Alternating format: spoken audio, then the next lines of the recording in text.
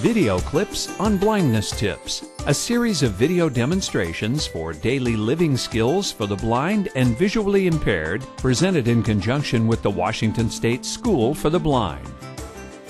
In the following tip, Kim Johnson, art instructor at the Washington State School for the Blind, demonstrates a hands-on approach to making a decorative concrete stepping stone. Here's an example of a completed stepping stone. This is a piece that a preschooler made. They pressed their hands, and we had some letters that they pressed in and made their names, wrote their names. And these are in the just a courtyard with the rest of the preschool class. Here's another example of just a smaller piece that a student made. I have Nathaniel, who's going to be assisting in this process. He's going to walk us through and actually create a piece.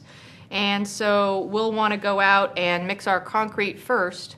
Right now we're in the process of just pouring the concrete from the bag into a bucket and then mixing it. And this is a process that I normally do outside because it is a dusty material. This is commercial grade Quikrete, and you can buy this at Home Depot.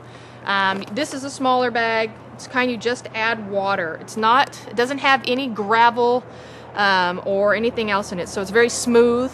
What I do is just mix it accordingly to the consistency that you want it.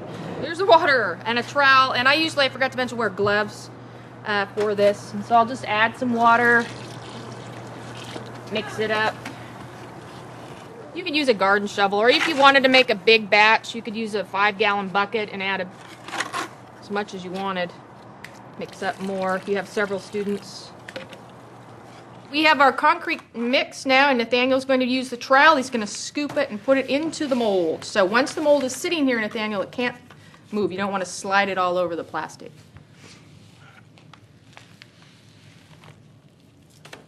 There you go. Just start shoveling it in there. Feels like wet sand. It does feel like wet sand. That's because it has sand in it. You have to work fast with the cement, concrete, so that it doesn't set up before you have a chance to push your objects into it, which can happen on hot days. So this gives the students an opportunity to take a look at a variety of tools. So we're just going to want to pile it up until it's level with the top of this mold, Nathaniel. You almost got it. Mm-hmm.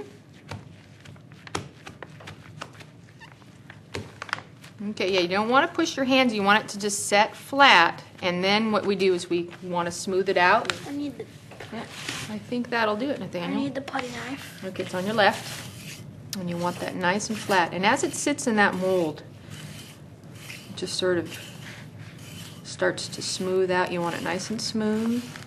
Now that we've got the concrete in the form, the mold, we are going to start pressing objects into it.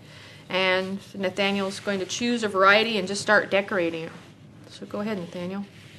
One thing you want to be cautious of, not to push them too far down into the concrete, otherwise they will just sort of get lost as if it were quicksand. So gently pushing them partway in.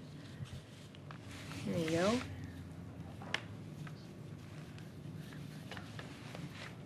And you can push them down slightly more than that, Nathaniel, just a little tiny bit. There you go.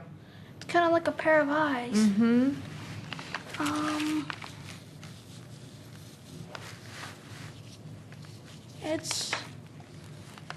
We can go back over where he's put these and then gently wipe them off with a cloth so that you can see them.